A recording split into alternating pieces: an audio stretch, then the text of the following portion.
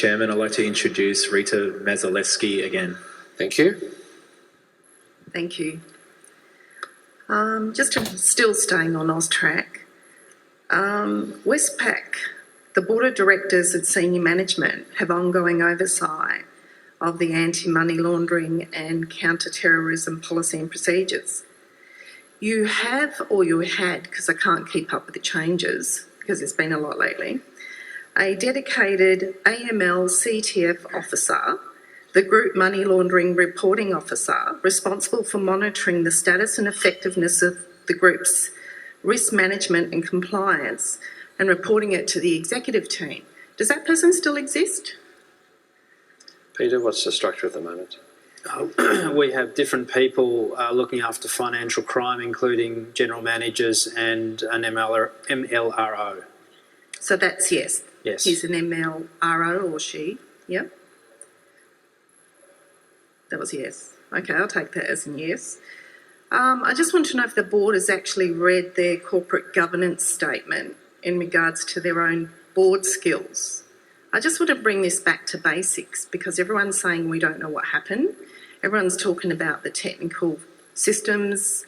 Someone forgot to turn a button on, and there's just this overall blame game.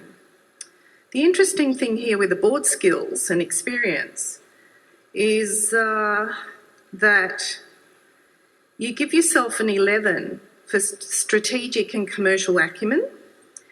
You've given yourself 10 for people, culture and conduct, 10 for executive leadership.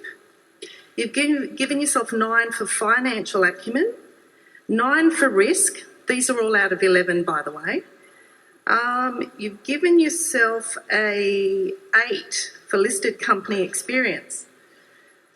But the really concerning thing here, and this is might help you for where you need to start to look at all of this, is that there are ratings of 7 out of 11 for customer focus, international, which incorporates for operations across borders, technology, which is for developing and overseeing applications in technology, which is what we've been talking about all morning, which has the lowest rating.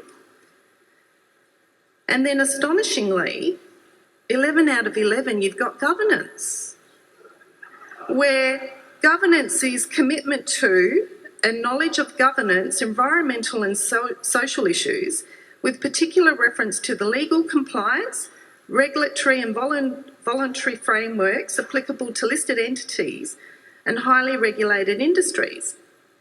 Can you tell us who makes this list up? Because I know it contributes to your salary. It doesn't contribute to our salary. What that list is about, those ratings are not self-assessments of how good we are.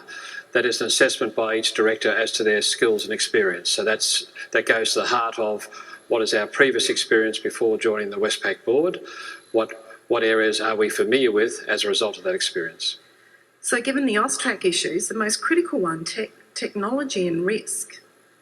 Technology 7, you're blaming systems and not pressing buttons and all that kind of stuff under technology, and that's the lowest score. How could that be missed?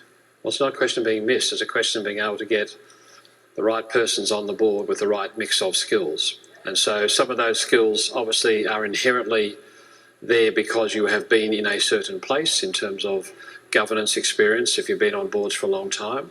Technology means that we have, that's rated on the basis of how deep their technology skills are to be able to assist on those matters. So it's only the only purpose of that chart in the annual report is to give shareholders an understanding of the backgrounds on what we think is important in terms of what a director should have as skills and experience and the background that director brings to the table.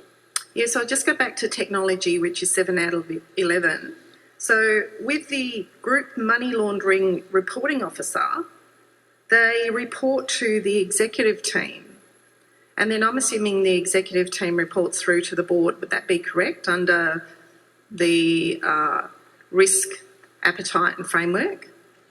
Well, it's not under the risk appetite framework. It's part of what the structure is of the organisation. So it depends which of the group money laundering risk officers we're talking about.